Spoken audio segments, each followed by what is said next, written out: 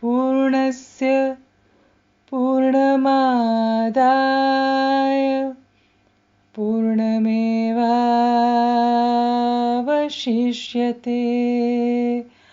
हरिः ओम्. That which we call the outer world is perfect. This which we call the inner world is perfect. Each one filled with divine consciousness. Perfect comes from perfect. Take perfect from perfect. The remainder is perfect. Divine consciousness is non-dual. Anything that emerges from the divine consciousness is whole, is complete, is Purna. May peace and peace and peace be everywhere. Om Shanti, Shanti, Shanti.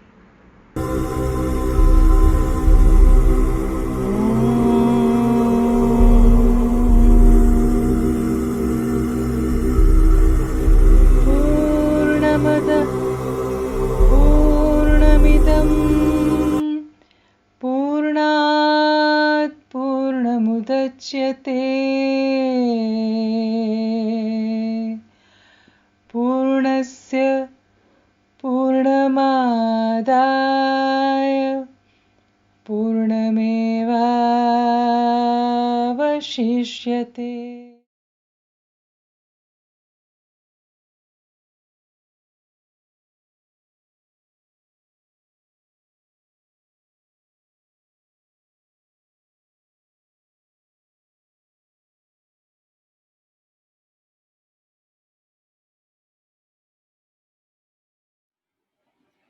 Welcome, Ma, to this wonderful series of Purnamada. Namaste. प्रणाम आपको. आपको भी प्रणाम और आपके सबको audience को भी बहुत बहुत प्यार and Hari Om. Thank you, Ma, for giving me the opportunity to chat with you, talk to you, and to all our viewers who've been watching the series Purnamada. Ma, I met you, I think, about a couple of years ago. Yes. और अचानक मुलाकात हो गई and you were part of our सेवा program और हम सब लोग आपके beautiful कीर्ति hermitage पे आए थे ऋषिकेश में. And I was enamored by you the first time I met you, that wow, who is this person whom I'm meeting? Yes, and Ma, I know that you live amongst nature with your pet parrot and your pet cat and a pet cow.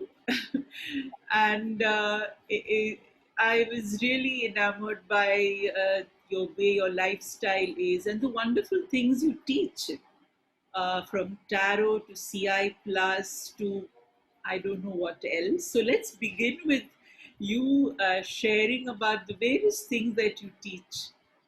Yes, so teaching is my passion, Trupti ji. I really love to teach. I mean, I think it all started with my very young age in school when there was something very complicated and I understood it. Suppose I understood it, I had this urge to tell everyone what I have understood. So I've always been a teacher, right from my childhood. And be it anything, be it gardening, be it cooking, be it anything to do with clothes or to with designs or anything, uh, the crux of the entire thing, crux of the entire activity was that I would love to teach and share what I have found good in it, what I have discovered in it. So teaching has been my passion and my, life purpose, very close to my heart. I love to do that. And so on the life journey,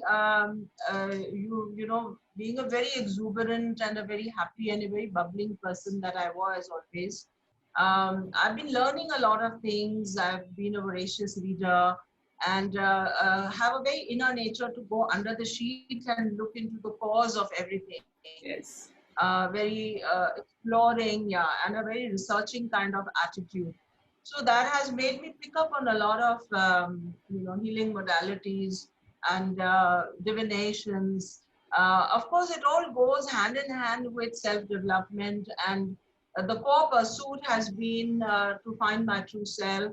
The core pursuit has been to come closer to nature and to know what is God and to understand the mysteries of life and death.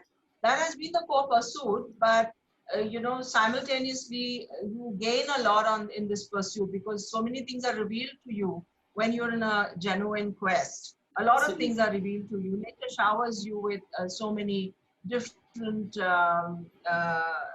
and Gifts. so many different Yeah, there's gifts and so gifts many that things come to to you. think about. Yeah. Yeah, yeah. So in on this journey, I would say a 40-year long journey, I have gathered so many beautiful things from nature. And like I said, my core pursuit has always been teaching. My passion has been teaching. So मुझे जो कुछ अच्छा मिलता है, I want to immediately, gather a group of people and, teach them or show them how interesting this is. Yes. And yes, that's how my journey has, shaped up. So on the present timeline, I teach more than a 50, 60 different kinds of healing modalities, Ah, divination, tarot, rules, and numbers and astrology. Also, therapies that take you inward and help you to shed off the baggage of memory and unnecessary, stuff that we carry in our head and in our mind. A lot of therapies that help you to find your true self primarily. So मुझे ऐसे लगता है कि ये जितनी भी modalities आजकल तो the bazaar is बहुत like सारी है. packed with things that people want to share and it's beautiful. So मुझे ऐसा लगता है कि इन सब चीजों का purpose क्या है? The main purpose of all these things is to find your true self. There is no other purpose. And often it happens that whatever a person gets drawn to, as in a modality or a learning, he gets drawn to attend a particular workshop or learn something. The quest comes from a core need to heal and to shed off something. So when there is a wheel, then there is an urge to remove the wheel. And the soul then attracts those kind of people and those kind of teachings in your life. This has been my experience. So on the present timeline, I live here in the Hermitage. It's about 20 kilometers away from Rishikesh. And I teach these all wonderful things that I've gathered in my life with people. I share with them. I take one-on-one teachings here as well as conduct workshops. For the past 6 months, from the time the lockdown has happened, I'm conducting online sessions, which are like such a big boon because there is no time to think about what's happening. And there's no time to get Absolutely. started or to Yes. question. Yes, Ma, Yeah. and also it's like a new modality that you've kind of adjusted to virtual teaching, Our and I think our you're doing a great job. Yes, our age group are a little wary about, getting into online teaching because we always believe in personal interaction and Yes, sitting with alone with people to teach them. So yes, this was something that I was staying away from, but then nature molds you according to the requirement. Probably now is the time that people need all this more than ever, and they have the time, to attend. So it's going great. It's doing very well. absolutely. I think माँ जैसे आप हमेशा कहते कि हर एक kind of मंदिर है, so you are in your temple, and the a student is in his temple, Yes, and yeah. there is this transference of learning happening from one temple to the other. What better can it be, isn't it, Ma? Ma, I'm really curious, and I'm sure everybody is curious to know that your journey began as a homemaker. Yeah. And so please throw some light as a homemaker when you are in search of yourself. I'm sure people have a lot of conflicts. Yes, because there has to मन be. मुझे कहीं और ले जाता है और मेरा काम कहीं और भी कहीं जुड़ा हुआ है मेरे घर के लोगों के साथ, तो वो जो एक कॉन्फ्लिक्ट होता है इंसान के भीतर, उसके बारे में कुछ Yes. बताइए. Well, fortunately for me, I've never had a conflict. I was always present in the moment that I was. You know, I was always present in 100% acceptance in the situation I was. So I've not had this conflict at all. But I know that there can be a huge conflict. I meet a lot of people who go through this dwand, you know, of leading the kind of life they want to lead, but they aren't in a different kind of life, etc. So for me, my personal journey has been extremely enjoyable, extremely enjoyable. I have, so to say, with a very nice Venus in my charts and in my you know, number vibrations. I've always tasted the juices of life and really enjoyed every sip of it, every bit of it. So I feel that I'm really very fortunate to have lived a householder's life and then take the, you know, having tasted the pleasure and the joy in that life, and then tasting the pleasure and joy of living a renunciate's life. I think I'm really very blessed. Nevertheless, you know, I do meet people, a lot of my students who go through this dichotomy and this, you know, dual kind of dialogue in their head, that why am I here? What am I doing here? I want to be there. And so a lot of it is, Truptiji, a lot of it is uh, cultivated with a lot of reading that we do. We do a lot of fancy reading, you know, journeys of yogis and experiences of yogis and sadhus. There's so many books. And when we read all that, then a lot of people fancy a very fanciful kind of a miraculous life.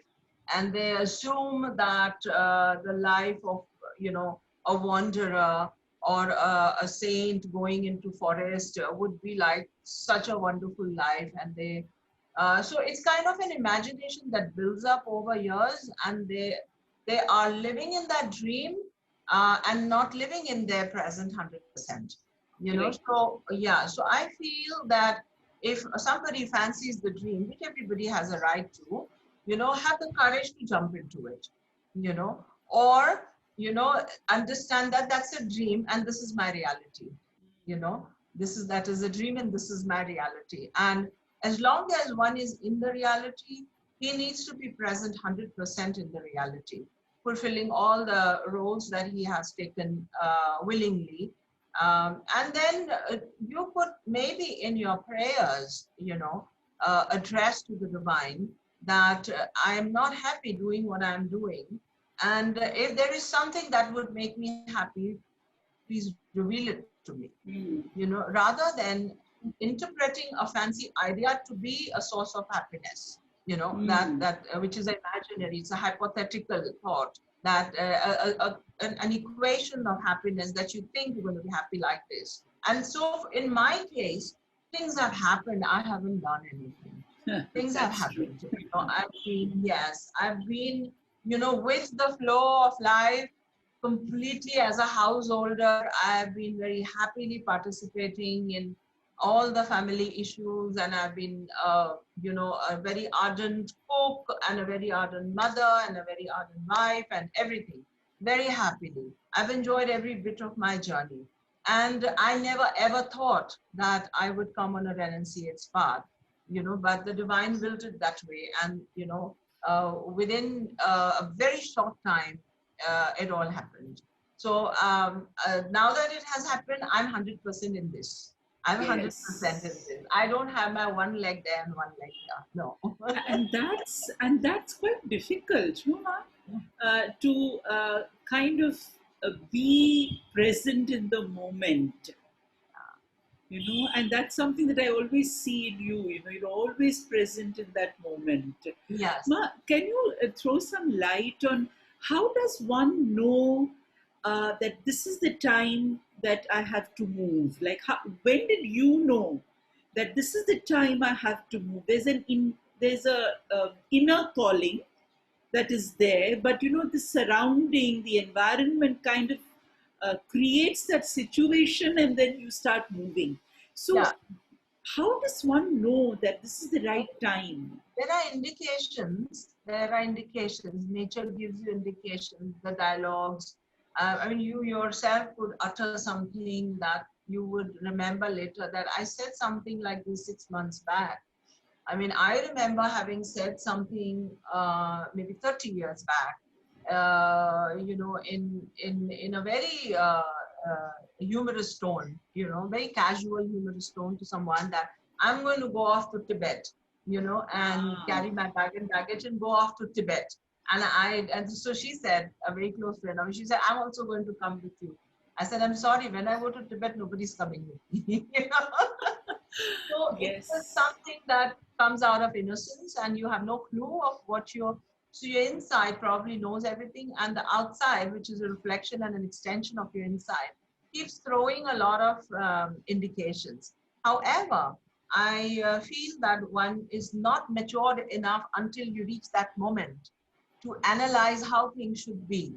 When that moment comes, for instance, I took a decision in 5 minutes that I wanted to leave and I wanted to go. It was just 5 minutes, and I never thought ever before those 5 minutes that I wanted to leave and I wanted to go. So I was so 100% present in that, environment. So what I'm trying to say is that there are indications, but searching for those indications is futile because then you're not being where you are. Right. You're not being where you are. If it has to happen, that's why a very intimate connection with the divine is very important. A very intimate, bonding with the divine is very important, wherein you are surrendering all the plans and all the agendas, onto him, to the divine. So what is your responsibility then? Oh, it's today, and today I have to do this. I have to come sit with Truptiji on the. So I'm here, and so you just adhere, you just follow, and you just see the unfolding instructions which are there for you. It's like when you work in an office and the boss is going to give you a list today what to do. So you're not thinking what's good for the company. You're not thinking what's good for everybody. Your whole focus is in fulfilling this list that comes to you in the morning, right? In the same way, when the day unfolds, you just be 100% present in all the errands that are unfolding, and that's your responsibility. And you sit at night with in the evening with your divine. You do a little bit called upasana. I always encourage people to do upasana. I said this half an hour or 20 minutes of your time with the divine is so vital. Whatever rubbish we gather in the day in terms of words, dialogues, you surrender in the evening and talk it out. And I have done all my duties. Aapne mujhe list subah di thi, maine sab kuch kar liya hai. Now I'm going to bed. Please take care of me. So the surrendering attitude to the divine is a very wonderful attitude that keeps you present in the moment. You don't need to plan anything. No. Absolutely. And I think I really like that, Ma, because like you said, there is a tipping point that comes. Like you said, there is a spiritually something, you just say something, and then 5 months later, it actually manifests. So actually the future is being created by you 5 months before. Yes. But you don't know that the future was created by you. True that. Yeah. So that's really so lovely, yeah. That's the spiritual signs that come, internal, external, or dhire dhire jaise, because I know you love cooking so much. Jaise aapne sabhi kind of, you prepared all the ingredients and the masala, but it will take half an hour for the food to be ready. Isi tarah se aapke jeevan mein wo 5 mahine, it kind of started getting cooked. And then your food was ready. And now prasad aapko 5 mahine baad mila. So what you say out of in this part of that moment, probably you're not consciously saying, but there is a blueprint and there is a script inside that is playing, and that makes you say some things which are not consciously concocted, but it just come out of your. Absolutely. Ma, what made you choose this beautiful place called Rishikesh? आपने ऋषिकेश को choose किया कि ऋषिकेश ने आपको choose किया? मुझे ऋषिकेश ने choose किया. So I used to come to Rishikesh quite often to do my study, to contemplate, to take a break, and also to teach in many of these ashrams here. I was always invited as a speaker to, you know, to share my whatever gifts I had. So Rishikesh was not a new place to me. And again, like I said, I never planned to come to Rishikesh. And in that moment when I wanted to just go out, the only place that came to my mind was, okay, I have Rishikesh with me. I will go to Rishikesh. That was it. And when I came here to Rishikesh, everything unfolded into such comfortable things, events happening, as if there was an apartment kept for me. I just happened to speak to somebody who was the manager who was leaving the colony and going, and I went inquiring, is there apartment, for rent here? And he met me at the gate and he said, yesterday only there's apartment which has which was vacated, and आप देख लीजिए. And I go there and I just pay something and I finalize the place. So I start living there. And over the next 1 month or 2 months, I had to restart my work because I had changed my name, and nobody knew me in this town, and I had to restart. So it took a while. It took 3 months for me. But then I learned something very beautiful in this process of migration. I learned that we earn a name for ourselves. You're Dr. Trupti Jain.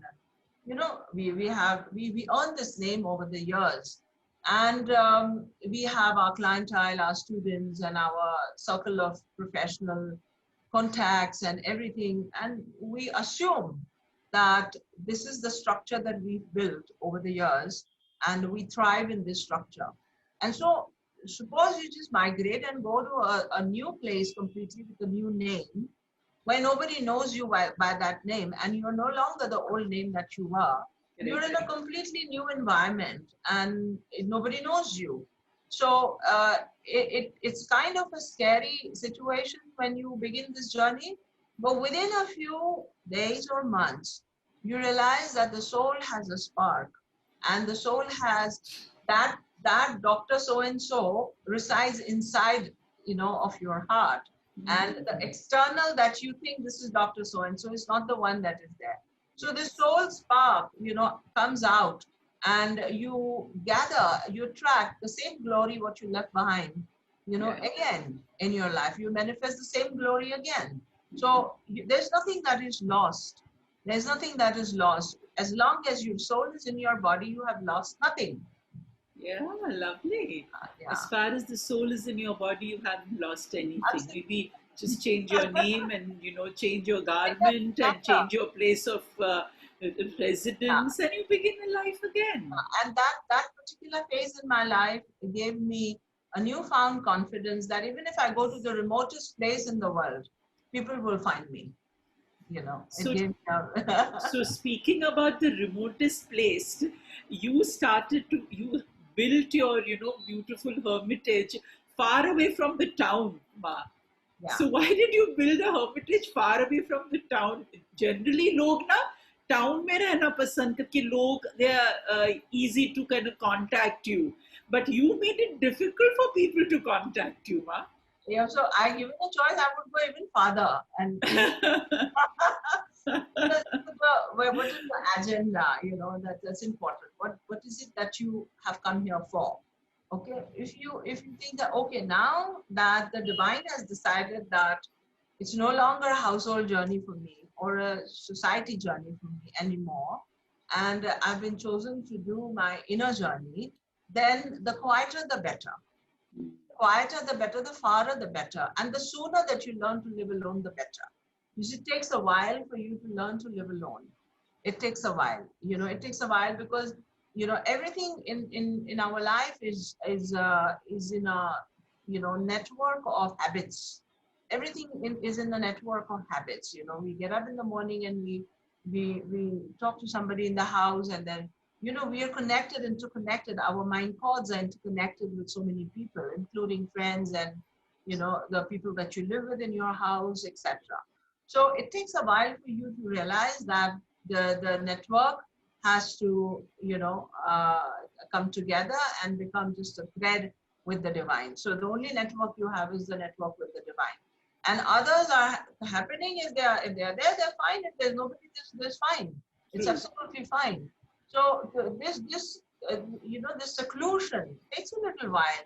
So God has been very kind with me. I mean, I always feel His blessings, 24/7. It's been very kind. The weaning from a very highly packed society, family life into the life of a renunciate was not a hard to digest kind of a transition for me. I lived in the town Rishikesh for about 1.5 2 years before I came into the hermitage. So there I had neighbors and I had still friends, and I would go participate in their society activities and everything. So it was a little weaning from family life into only society or only a few friends. And then after 1.5 2 years, when this place, I found this place and this place found me, and I came, this was complete isolation, which took me about maybe a month or two to realize that there is absolutely nobody here to talk to. Yeah. And yes, and then a very beautiful experience that, if you allow me, I share with you. There's, one day I was doing a fire ceremony in the morning. We do a havan every day in the morning. And this was quite new when I shifted here, just about a month. And that question that you asked me, does it grip you that you're alone, or does it grip you that you're lonely or you're not with anyone? In that moment, it gripped me, and it asked me that, what are you doing all this for? Who is here? Who is here? ये किसके लिए कर रहे हो? And so in that moment, I could observe, I could witness. There's always this person in me that watches the maid. I could see that you are feeling lost, you are feeling lonely. And within a few seconds, I could feel all the trees which were around me like beings. I could feel they were beings, they're like human beings around me, and I saw that they were all facing me. And that question that came in my mind, who is there here, kiske liye kar rahe hain, disappeared. And I was with so much of exuberance, I did the whole fire ceremony because I knew that they were looking at me. Not only that, in the days to come, months to come, I've had beautiful experiences with subtler beings, mentors, masters showing themselves. We've seen siddhas here, and I realized that this place is not alone. I realized that this is not alone. I am not alone. I realized within a few months that I'm not alone here. There is too much of participation, and holy, beautiful, benevolent participation of higher beings, which is like so rare in the city life.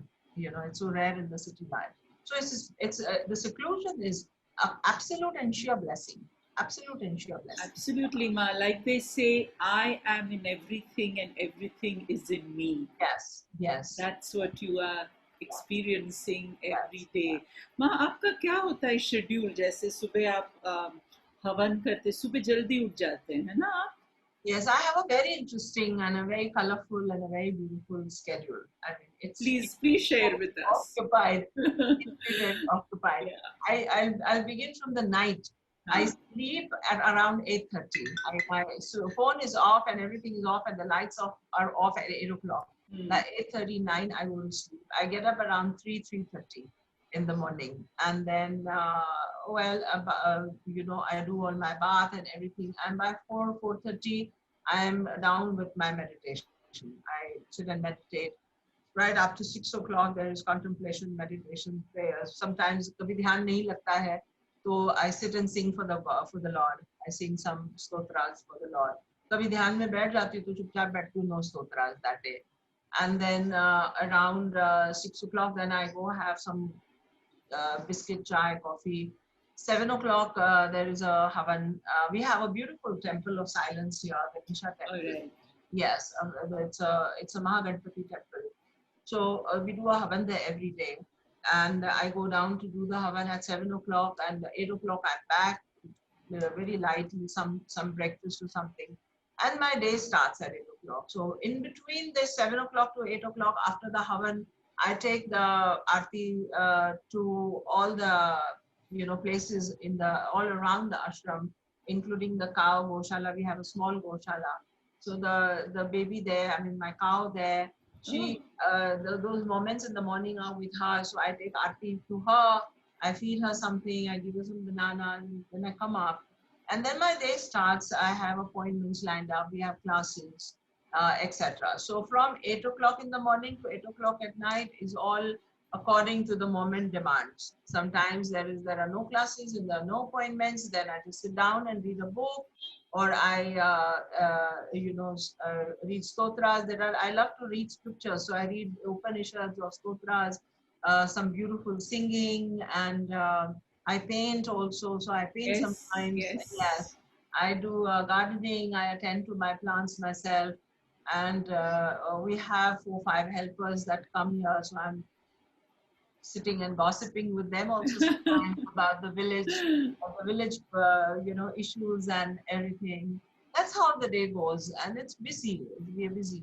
Nobody sleeps in the day or anything. I see that in the village, people get up in the morning early and they work through the day and they sleep at night early. Yeah, So there isn't anything like afternoon siesta or anything.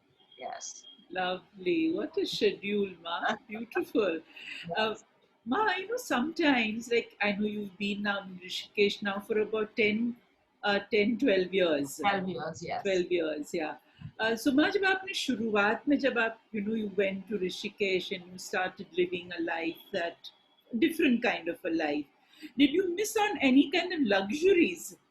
Because householder से फिर renunciate होना तो थोड़ा वो होता है ना, Yeah. As So a householder आपने बहुत सारी चीजें की होगी, खरीदी होगी, तो हाँ. उसके बारे में कुछ बताइए, how you have to even give up that, and Yeah. how difficult is it, with Yeah. share something. For a woman, I think it's more difficult than men. Men can give up easily because they are not, as it is, attached to a lot of sensual, Yeah, women, yes, and me too. Me especially because of my Venus, and a very juicy person I am. So yeah, it was a transition that took a while. It took a while because I would miss when I came to Rishikesh. I would miss going to the malls and going to the flea markets and going to the galiyon ki market and buy these small little things, this and that. I miss that. But yeah. see, things happen with God's grace. They don't happen with our, we will. It's nice to will, but this will has to be aligned to the cosmic will. Otherwise the will gets attached to the ego and gives you suffering. True. It gets attached to the to your ego, then it gives suffering. If your will gets aligned with the divine will, then it happens very organically. Everything happens very organically. So a shift, a transition in my own gunas and in my own desire sheath within, Yes. happened within a few months. And I did go by, I think, whenever I would go to a city, I would go to Delhi or Mumbai or Hyderabad, or I would go rush to the malls and buy some bed sheets, buy the things that I needed for my home, and the luxuries that you say. And then I would come back and I would think that why did I buy these? I don't think I need them. I don't think I need them. And then I would give away things. Just give away whatever you bought something very beautiful. You don't need it, keep it. You just give away to your friends and to Yeah. whoever is coming to you. That way, for about a year, I would buy luxuries, or I would indulge in a little bit of shopping, but then I would reflect and then give it away. And the next year, it was gone from me. It was completely gone. I did not have a desire to spend on anything. Basic luxuries, for instance, you have air conditioner or a geyser in your toilet for a bath, or you have a fancy gas stove for your cooking and utensils, and fancy pans and woks and utensils for your cooking. These also I call them luxuries. But Yeah. then there has to be a balance between your true nature and your adopted nature. There has to be Very a very nice. fine Ma, balance. very nice you Yes. said. Nature and the kind of adopted nature. I Yes, mean, your yeah, true there nature has to and be a your adopted balance. nature. There has to be a balance. You cannot articulate or hold on to something, pull on something that is not truly in your nature. So I continue to live a very beautiful life because I'm a person with a lot of aesthetic Yes. sense and a lot of fitness in all the things that I do. So I'm not discarded and become kind of cluttered or kind of careless. I haven't Hmm. become like that. I will still, if I have to put my specs, I would gently fold them and keep them.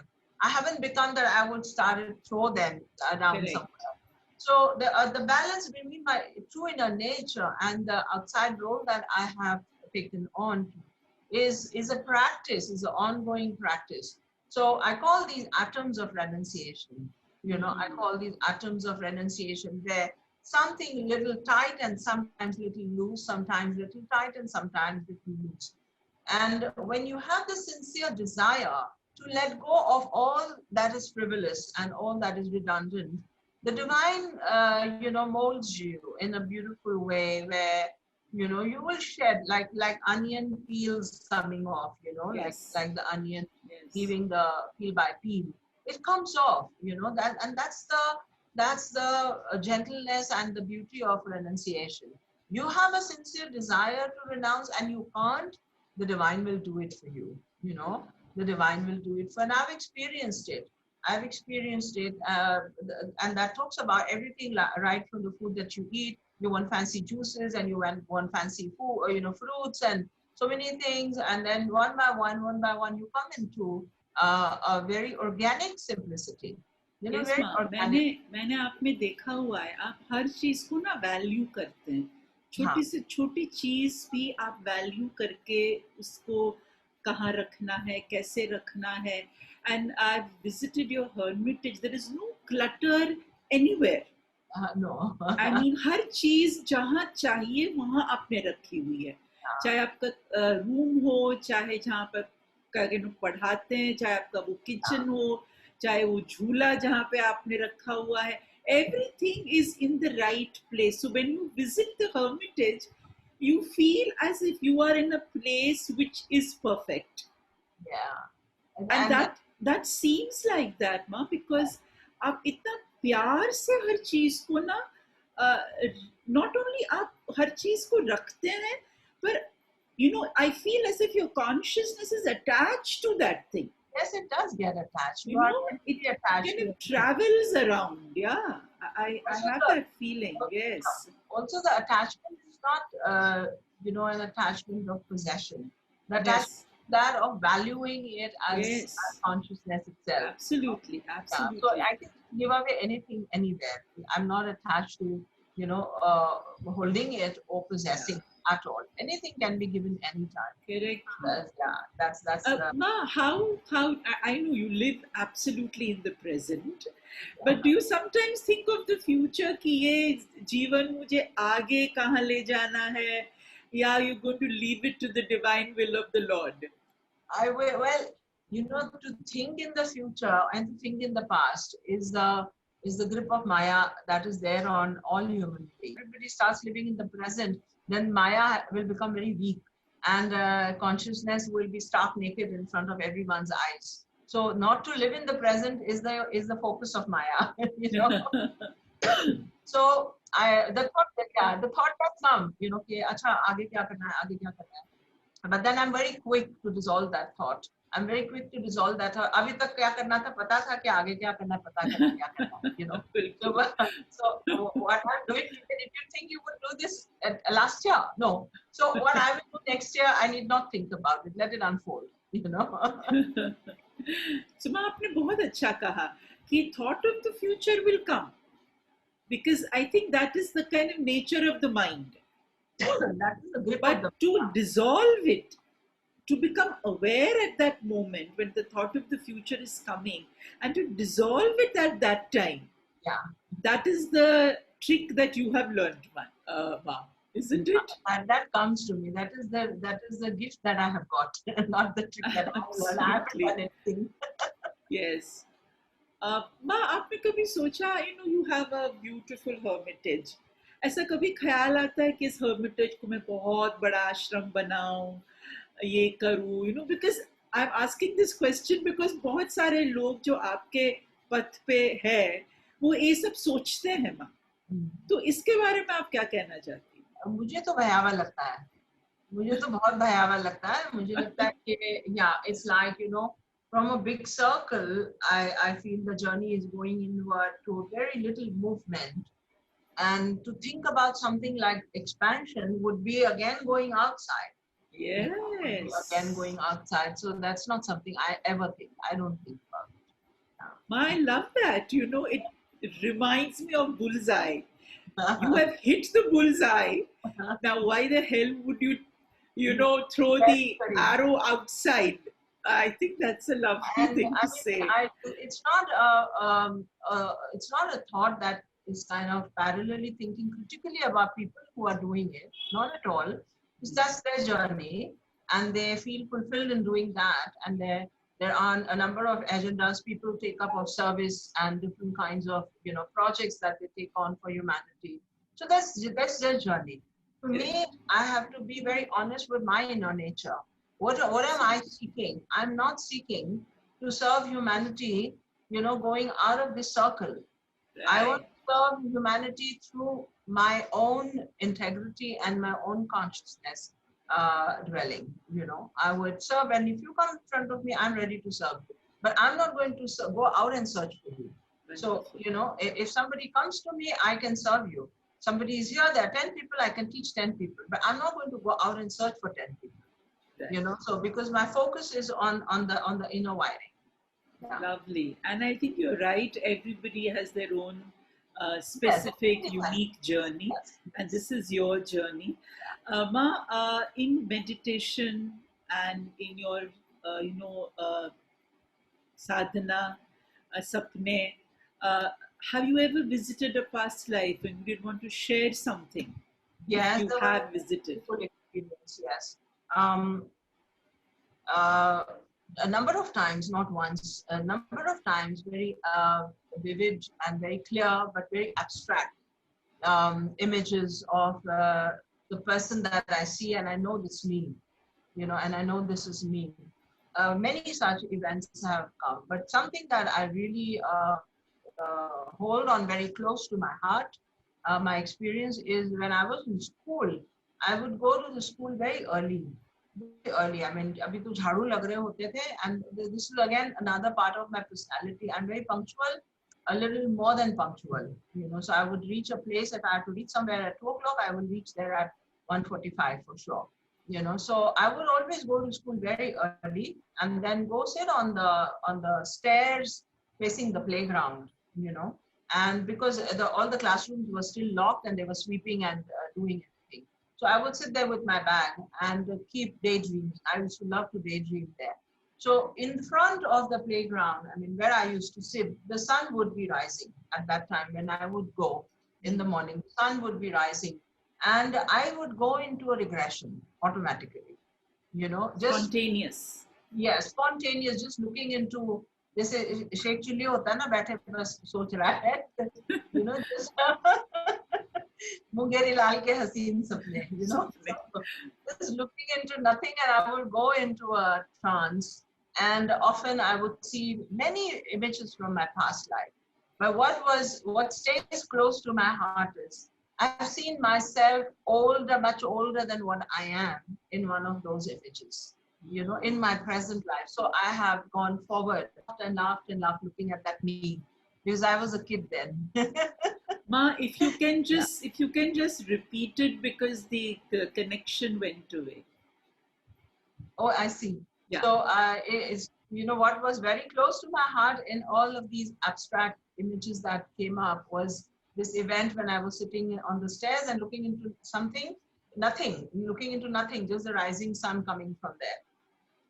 That whole vision was like a very hypnotizing, atmosphere. That there's no sound, there's nobody there, empty playground, the sun coming up, and the eyes went into a hypnotic, mode.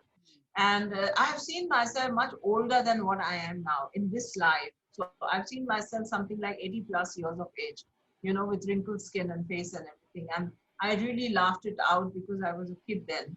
And so there have been many of these visiting of, the past, as well as, something. This is something of the future that I have seen. Right. Yeah.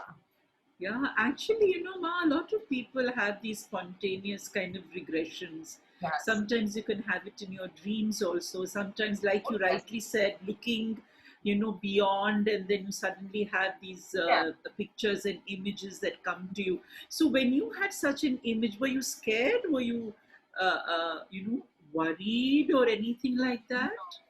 I was never scared of the unknown and unseen. I've always been friends with everything that was. I've never had very close, intimate friends. I've always been a loner. Though I've always had a following. Even in school, always had a following. There were like 20, 25 girls always saying hi, hi, hi, and all going on the whole day.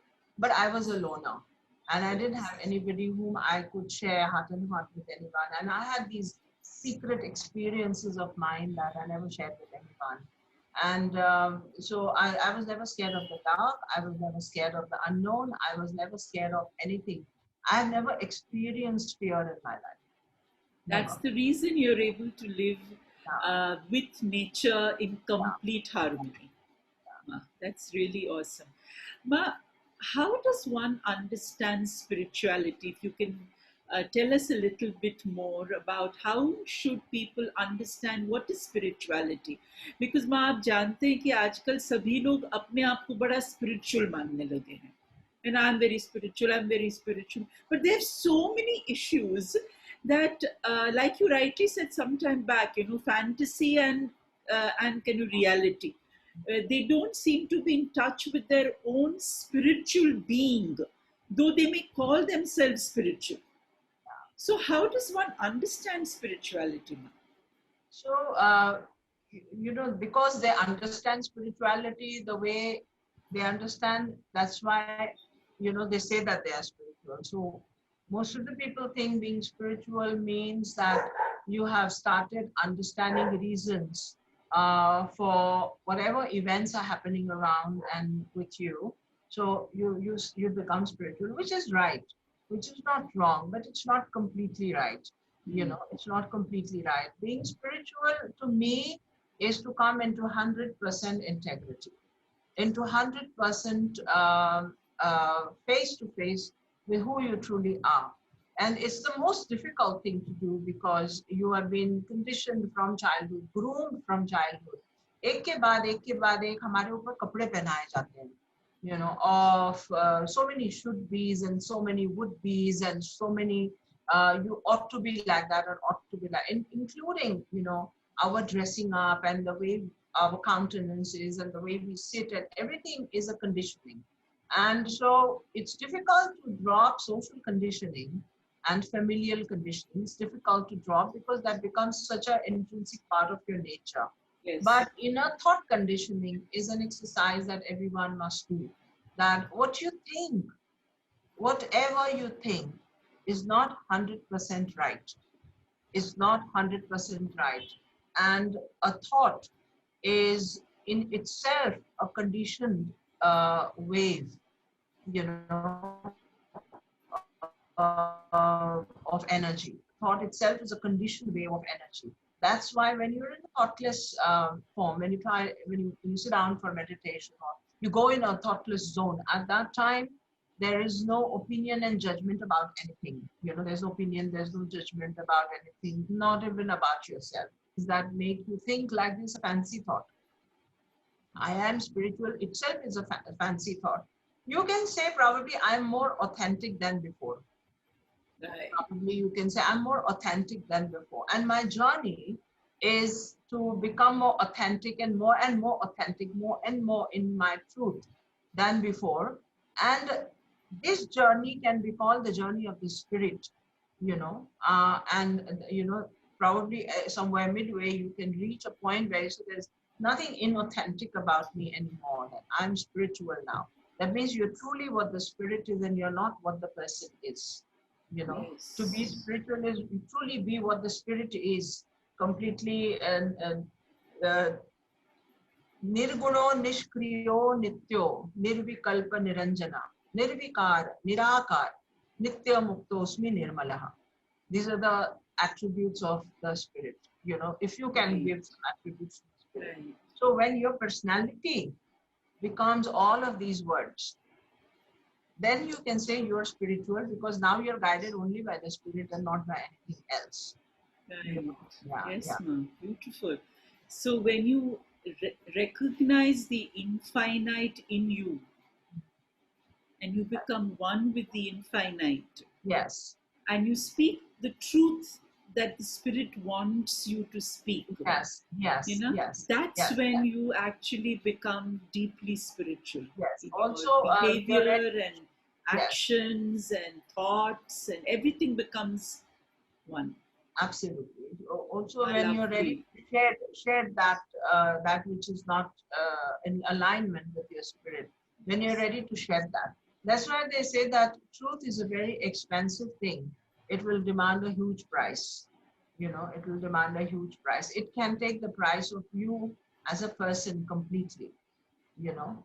Absolutely. I think we should end with this lovely thought that you've just said to us, that spirituality will demand a price. It To will demand become a price. spiritual is not easy. It's like a precious thing that Yes, you have to gain by yourself. yes, Nobody can give it to you on a platter. And you are yes. my living proof of that. You have gained whatever you have gained only by your intent, by your sadhana, by your swadhyay, and by your sanskara. Thank you so much for talking to us. It's Thank been a you. Thank great you. pleasure. God's grace. Thank you so much. Thank you.